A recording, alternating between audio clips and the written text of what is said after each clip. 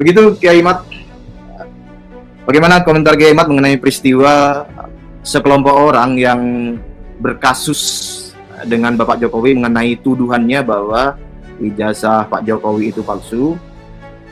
Mereka sowan atau joint venture dengan Habib Rizik Syihab yang nasabnya terbukti palsu itu. Monggo ya Imat, gimana? Jadi kasus ijazah palsu dengan orang yang nasabnya palsu kan gitu. Ya begini ya, masalah ijazah Pak Jokowi ini. Pak Jokowi ini kan sudah 22 tahun ya mengabdi di bangsa negara kita ini.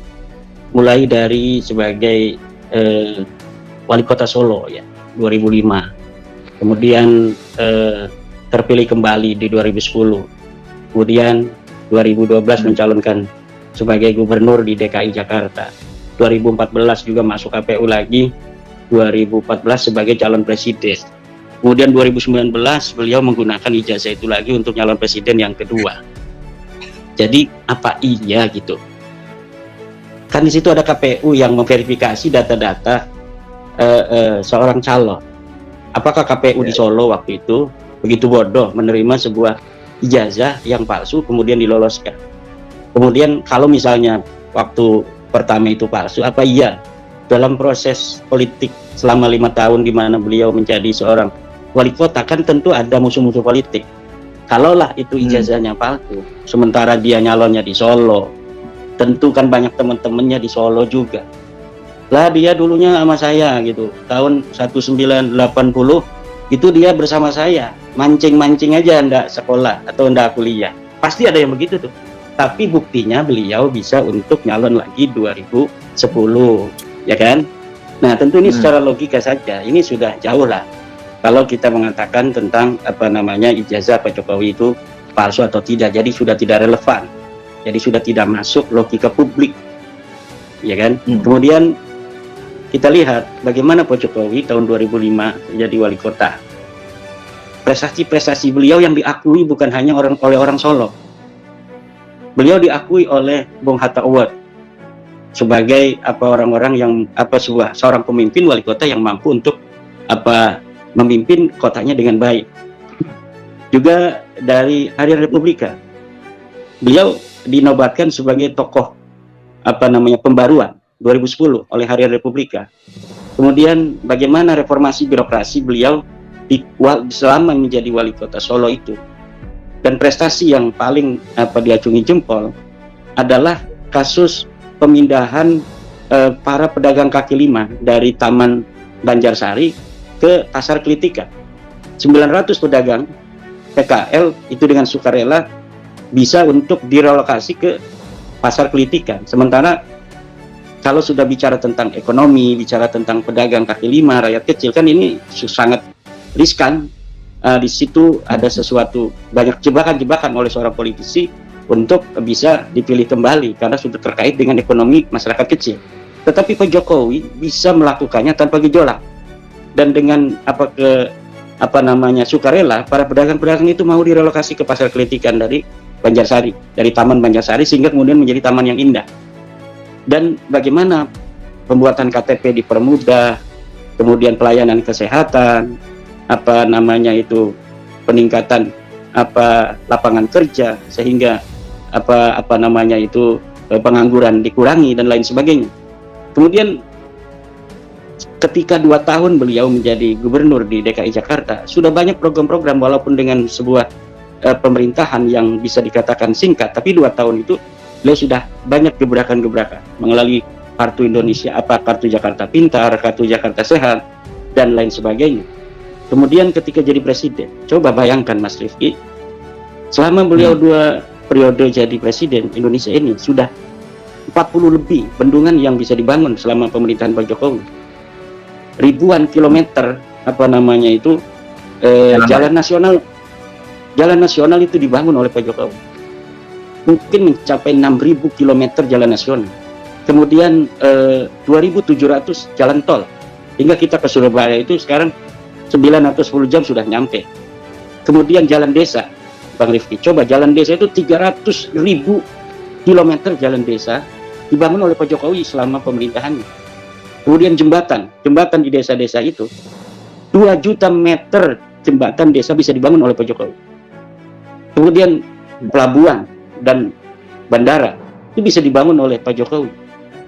Kemudian IKN, ini adalah mercusuar IKN ini yang harus dilanjutkan, karena ini adalah merupakan jawaban dari berbagai macam permasalahan DKI Jakarta, pemerataan pembangunan antara Indonesia, Pulau Jawa dengan pulau lainnya.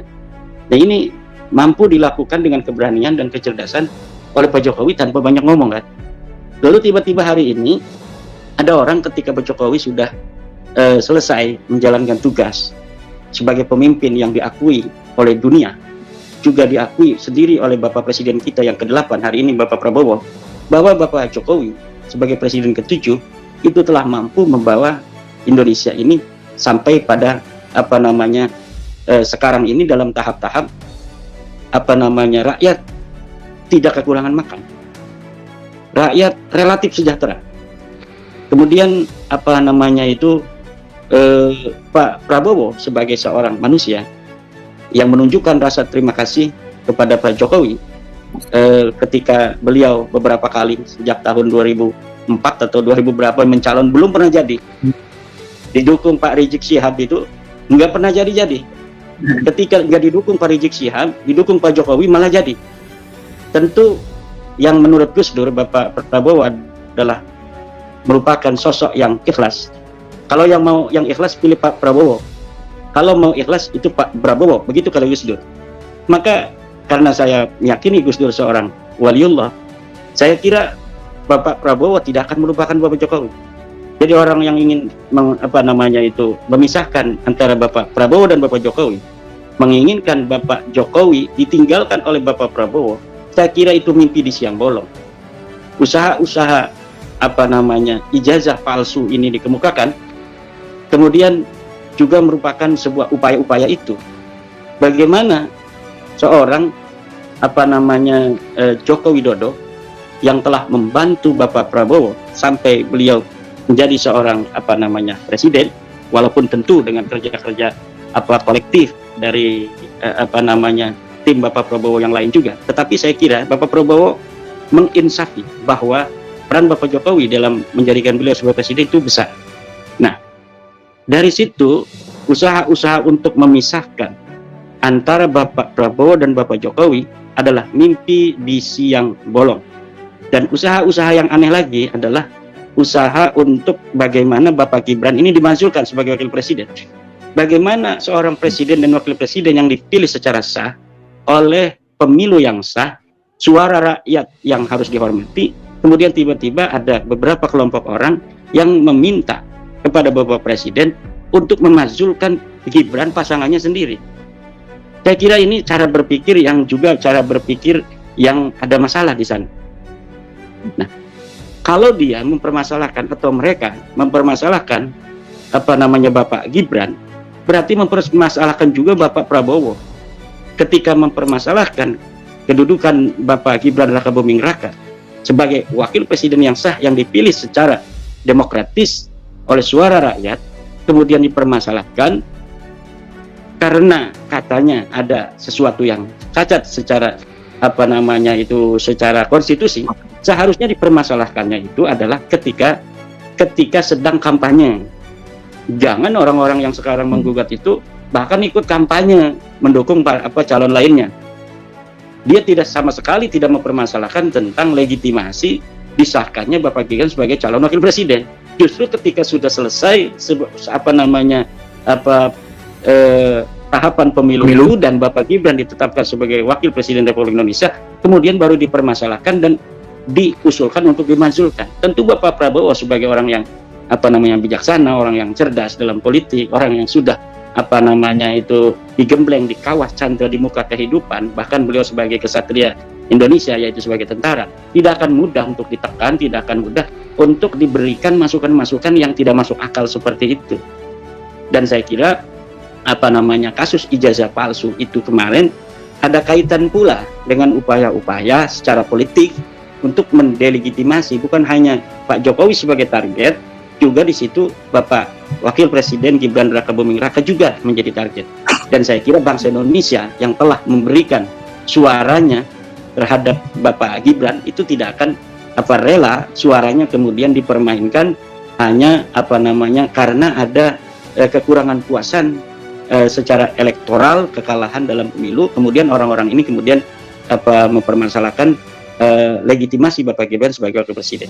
Kemudian mengenai tentang datangnya Rismon Sianipar dan orang-orang yang sekarang sedang dipolisikan oleh Bapak Jokowi, ya saya kira seharusnya ini istilahnya mereka kan mempermasalahkan ijazah Pak Jokowi, muntang-manting istilahnya itu di media sosial bahwa Bapak Jokowi ijazahnya palsu, Bapak Jokowi skripsinya palsu. Bapak Jokowi sabar. Nah, ketika Bapak Jokowi melaporkan, mereka kepanasan. Mereka flying victim, katanya ini kriminalisasi. Kriminalisasi gimana? Anda menuduh Bapak Jokowi yang terhormat, yang 20 tahun menjabat sebagai pejabat, bahkan 22 tahun, kemudian dituduh ijazahnya palsu, sedangkan ini negara hukum, ada pasal tentang penyemaran nama baik, penyebaran berita bohong, kemudian dilaporkan oleh Bapak Jokowi, kemudian Anda bilang ini adalah kriminalisasi. Kriminalisasi itu orang yang tidak melakukan tindakan kriminal, kemudian dikriminalkan, itu namanya kriminalisasi. Orang yang tidak atau tidak sebagai pengedar narkoba, kemudian ditaruh narkoba di mobilnya atau di rumahnya, kemudian dituduh sebagai pengedar narkoba, itu namanya kriminalisasi. Tetapi orang yang jelas ada jejak digitalnya, dia mengatakan Bapak Jokowi ijazahnya palsu, sudah diberikan klarifikasi dari UGM bahwa kami yang mengeluarkan ijazah dan kami memastikan ijazah Pak Jokowi ini asli. Mereka tidak terima, masih aja mereka itu mengatakan ijazah Bapak Jokowi palsu. Kemudian teman-teman Pak Jokowi banyak yang satu kelas telah memperlihatkan ijazahnya sama dengan ijazah Pak Jokowi. Mereka tidak percaya juga bahwa itu dibayar, katanya itu dicipta kondisikan, orang-orang suruh mengaku sebagai teman-teman Pak Jokowi. Pak Jokowi masih diam. Lalu mereka datang ke rumah Pak Jokowi. Apa itu akhlak Indonesia? Bukan, itu bukan akhlak Indonesia. Ada orang yang tiba-tiba datang ke rumah orang, Assalamualaikum, Bapak coba saya ingin lihat ijazah Bapak asli atau bukan. Kan ini dalam struktur peradaban dan akhlak dari bangsa Indonesia ini sudah jauh. Apalagi Bapak Jokowi orang Solo, orang-orang yang peradabannya lebih halus dari bangsa Indonesia lainnya, bahkan dari satu pulau Jawa dengan kami yang ada di Banten itu berbeda. Kultur orang Solo yang halus. Nah, tentu ini beda dong perasaan di hatinya. Dicatat oleh Pak Jokowi, oke, berarti ini orang-orang ini bukan mencari kebenaran. Orang ini ingin mencari masalah. Mungkin dia ada benci pada saya. Boleh. Nanti negara hukum, saya laporkan saja. Dilaporkanlah sama Pak Jokowi. Setelah dilaporkan, mereka kemudian ke Kelabakan, minta bantuan ke beberapa tokoh, termasuk ke Bapak Rizik Syihab, mengadukan ijazah palsunya Pak Jokowi. Mungkin kata Bapak Rizik Syihab, saya juga lagi pusing sebenarnya menghadapi tuntutan nasab palsu. Kalian datang kepada saya untuk melaporkan ijazah palsu. Antara ijazah palsu dan nasab palsu, mana yang lebih berat? Seharusnya saya yang datang pada Anda untuk meminta bantuan tentang nasab palsu, bukan Anda datang pada saya untuk meminta bantuan tentang ijazah palsu. Mungkin begitu, tapi kan kita nggak tahu ya.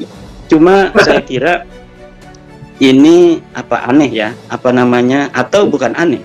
Kita bisa untuk kemudian mengambil kesimpulan bahwa sebuah gerakan yang sebelumnya itu tidak diketahui, gerakan ini sepertinya ini dari rakyat yang menemukan indikasi adanya kepalsuan ijazah dari Time New Roman yang tidak ada di tahun 1980-an, kemudian sudah ada dicetakan misalnya skripsinya di ijazahnya, kan asalnya itu dari masyarakat kelihatannya. Tapi ketika mereka mendatangi Bapak Rizik udah kelihatan, oh berarti ini circle-nya di sini, benang merahnya ini. Satu orang yang mempunyai dendam politik karena kalah melulu dalam pemilu, mendukung calon kalah melulu, FPI-nya kemudian dibubarkan, ada dendam di situ mungkin kan. Nah kemudian ketika dipermasalahkan, nyatanya datangnya ke dia juga, berarti ini di situ benang merahnya. Dan ini kita bisa lihat bahwa Bapak Prabowo harus cerdas, Bapak Prabowo harus hati-hati bahkan kepada para senior sendiri pun, dari Bapak Prabowo sebagai tentara, senior kemarin kan para jenderal-jenderal, ada purnawirawan yang mengusulkan 8 poin itu. Ada diantaranya, saya juga setuju itu, di antara 8 poin itu ada yang setuju, yaitu tentang PIK 2 untuk dibatalkan. Itu saya sangat setuju itu, karena sekali lagi bahwa PIK 2 itu sangat mengancam dari ketahanan pangan kita. Dunia ini secara geopolitik global, geoekonomi global, ini sekarang sedang menghadapi ancaman perang global, di mana setiap negara akan lebih fokus terhadap bagaimana bisa memenuhi kebutuhan pangan negara mereka sendiri. Jadi ketika kita ini kekurangan daripada bahan pangan, maka kita tidak bisa lagi mengimpor bahan-bahan pangan dari luar negeri, karena negara-negara lain pun sedang membutuhkan itu. Nah, di saat itu kemudian sawah-sawah yang ada di Tangerang sampai Serang itu mau dibikin perumahan, tentu kan ini mengancam. Nah, gitu. Itu poin itu saya setuju sama Rizky. Poin itu saya setuju dari tuntutan dari para jenderal itu. Tetapi poin yang ke-8 mengenai Gibran Rakabuming Raka sebagai wakil presiden untuk diusulkannya kepada Presiden Prabowo, kan ini aneh. Ini sangat aneh gitu. Pengusulan pemberhentian atau pemakzulan seorang wakil presiden diusulkan kepada calon presiden. Ini tidak masuk akal. Nah, saya kira ini Bapak Prabowo akan sangat mempertimbangkan dari podcast kita malam hari ini. Saya yakin ini bahwa tidak usah dipedulikan usulan dari siapapun tentang usulan pemakzulan wakil presiden. Kita biarkan Bapak Prabowo dan Bapak Gibran selama 5 tahun ke depan untuk membawa negara kita menuju pencapaian-pencapaian sebagai bangsa, sebagai negara, memimpin kita selama 5 tahun. Ayo kita dukung seuyunan seluruh rakyat Indonesia. Dan mengenai usulan-usulan dari kelompok-kelompok, diabaikan saja apabila itu melanggar konstitusi, karena usulan semacam itu tentu yang tidak sesuai dengan konstitusi kita dan mencederai, melukai pilihan masyarakat yang telah dengan sukarela pada saat pemilu menggunakan hak demokratis mereka sebagai warga negara Republik Indonesia. Nah, ini harus kita hormati, ini suara-suara rakyat, suara masyarakat. Nah, kemudian jika nanti 2029 misalnya, ya, Bapak Prabowo dan Bapak Gibran sudah selesai. Nah, ini para orang-orang yang tidak setuju Bapak Gibran, nah itu silakan di situ mainkan politiknya sebelum jadi calon, supaya Bapak Gibran tidak bisa lagi nyalon. Harusnya begitu, gentleman. Jangan sekarang sudah dipilih, sudah jadi wakil presiden, kok dipermasalahkan. Nanti aja, silakan tuh kecerdasan Anda, mainkan politik Anda, agar Bapak Gibran tidak bisa lagi mencalonkan, baik sebagai wakil presiden kembali, atau sebagai calon presiden. Tetapi hari ini Bapak Gibran itu sudah terpilih secara demokratis, melalui tahapan-tahapan pemilu yang demokratis, suara rakyat yang jelas, tidak ada indikasi-indikasi permainan-permainan di tingkat KPU, tidak seperti masa-masa lalu. Tentu mari kita hormati bersama suara masyarakat, suara rakyat ini kita dukung. Dan mengenai ijazah palsu itu, ya sudah jelas, itu ada unsur-unsur penghinaan, di situ ada unsur-unsur pencemaran nama baik. Tentu Bapak polisi tidak perlu ragu-ragu untuk menjalankan tugasnya sebagai penegak hukum, untuk menegakkan hukum. Pak Jokowi ini adalah warga negara yang dia mempunyai hak untuk mendapatkan keadilan hukum di mata penegak hukum, yaitu di mana dia sudah merasa dihina, dia bilang sendiri. Nah, beliau sebagai warga negara datang ke polisi untuk mengadukan bahwa saya merasa dihina, dan di dalam undang-undang kita ada pasal pencemaran nama baik. Saya ingin mencari keadilan, tolong untuk proses, karena saya sebagai warga negara Republik Indonesia. Demikian Mas Rizky. Ya, Imat. Kalau memang Rizik Syihab itu yakin ijazah Pak Jokowi itu palsu, kemungkinan besar berdasarkan kebiasaan perilaku mereka, Rizik Syihab juga akan memasukkan laporan juga itu. Idealnya ya, kalau memang yakin, ya Rizik Syihab ikut di dalam tim atau bikin laporan yang terpisah tapi dengan kasus yang sama. Tapi faktanya kan tidak ikut-ikut, hanya hanya berkomentar begitu-begitu. Kemudian Kak Imat, kalau Selain tentu tadi Kiai Mat sudah menyinggung tentang benang merah antara kelompok yang mempermasalahkan ijazah Pak Jokowi dengan geng Petamburan itu. Tapi saya ingin komentar lebih lanjut, barangkali untuk memperjelas. Kira-kira menurut Kiai Mat, apa yang menjadi dorongan motif dari kelompok penuduh ijazah palsu itu, kok sowannya itu ke Rizik Syihab gitu? Apa urgensinya bagi mereka itu? Kira-kira menurut Kiai Mat bagaimana? Mungkin karena Bapak Rizik dianggap relatif lebih kenal dengan Bapak Prabowo, karena kan dulunya bareng-bareng udah lama tuh waktu nggak jadi terus itu. Ya, jadi ketika didukung oleh Pak Rizik kan nggak jadi tuh. Itu kan tentunya ada perasaan senasib lah dulu gitu. Nah kemudian Bapak Prabowo mungkin kan mikir, kok waktu didukung Pak Rizik saya nggak jadi, kok didukung Pak Jokowi langsung jadi, ya kan begitu. Nah berarti ini ada sesuatu nih, kehebatan dari Bapak Jokowi atau kesialan daripada Bapak Rizik dan kelompoknya, kan gitu. Nah tapi tentu ada sisa-sisa hubungan itu dianggapnya kan, nggak mungkin orang kok bisa melupakan semuanya. Nah dari situlah potensi masih adanya hubungan itu, mereka datang dengan harapan bisa untuk membantu mereka agar tidak bisa dijerat oleh kasus hukum yang mereka hadapi dari laporan Bapak Jokowi. Demikian. Atau mungkin Pak Rismon Sianipar CS ini ingin supaya Pak Rizik turun ke jalan kembali, turun ke jalan membawa massa demo di depan Mabes Polri bahwa jangan kriminalisasi ulama kita, Syekh Rismon Sianipar. Ini kriminalisasi ulama, saudara. Ini mungkin inginnya begitu mungkin Pak Rismon Sianipar. Kan timnya juga tim pembela ulama di situ. Tim pembela ulama dan aktivis. Kenapa harus ada ulama? Kan seksi kalau ulama. Untuk membakar emosi masyarakat sumbu pendek itu. Kalau hanya tim pembela aktivis itu kan nggak keren. Tapi kalau ada tim pembela ulama itu agak keren. Makanya seorang Rizal Fadilah yang suka caci maki itu kemudian sekarang pakai peci haji. Karena kalau misalnya Roy Suryo kan jadi lucu kalau dia pakai peci haji kan. Namanya Roy Suryo, misalnya Kiai Haji Roy Suryo. Jadi kan nggak lucu. Tapi kalau Pak Rizal Fadilah kan dari namanya masih ada bau-bau Arab tuh. Rizal Fadilah. Dia pakai peci haji, Kiai Haji Rizal Fadilah. Jadi adalah itu bau-bau ulama. Maka tim ini disebut tim pembela ulama dan aktivis. Iya. Dengar-dengar itu katanya tiba-tiba ketabrak sepeda motor ya? Ya mungkin itu dari keramatnya Bapak Jokowi ya, sebagai orang yang baik, orang yang selalu diam, ya ditolimi, dicaci maki, beliau diam. Jadi mungkin kan Allah yang tidak rela gitu, Mas Riki. Ya.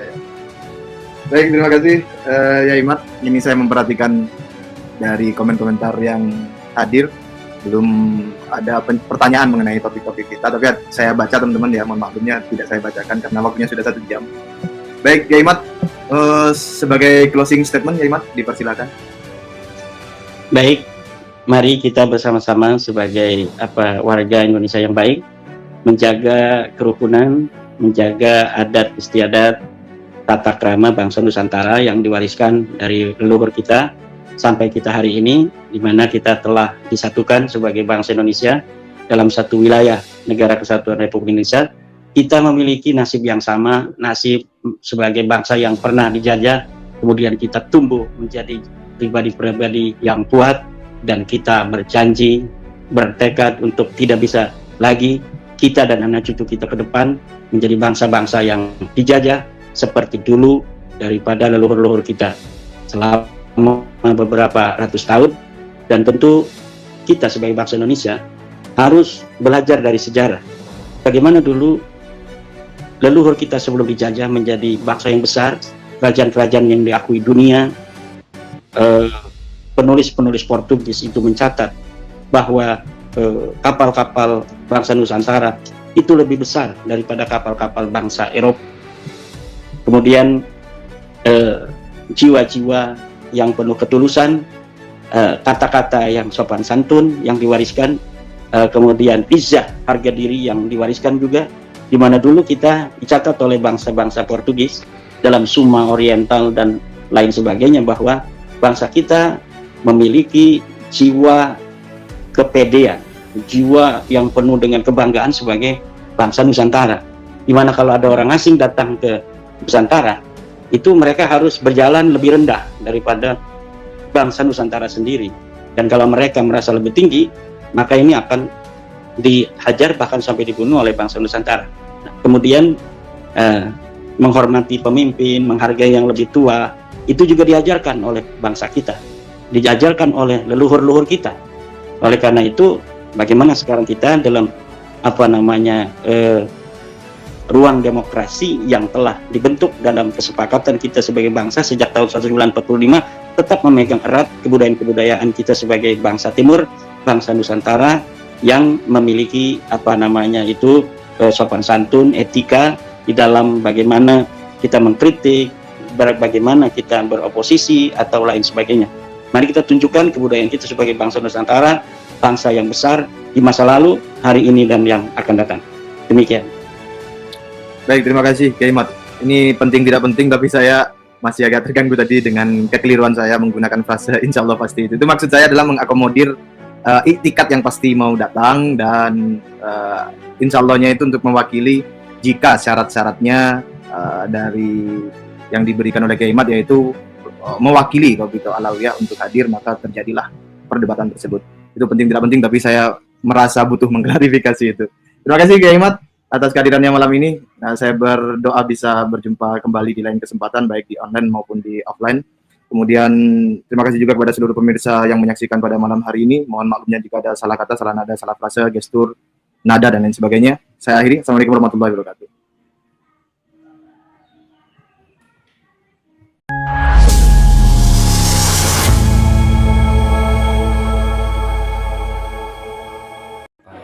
Itulah tadi tanggapan dari Kiai Haji Madudin Usman Al-Bantani tentang persekongkolan antara Habib Rizik bersama ex-TNI untuk melaporkan ijazah palsu Bapak Joko Widodo. Bagaimana menurut pendapat teman-teman semua? Silahkan lanjut di kolom komentar. Terima kasih selalu support Arman Al-Fatih. Kita jumpa lagi di video selanjutnya. Assalamualaikum warahmatullahi wabarakatuh.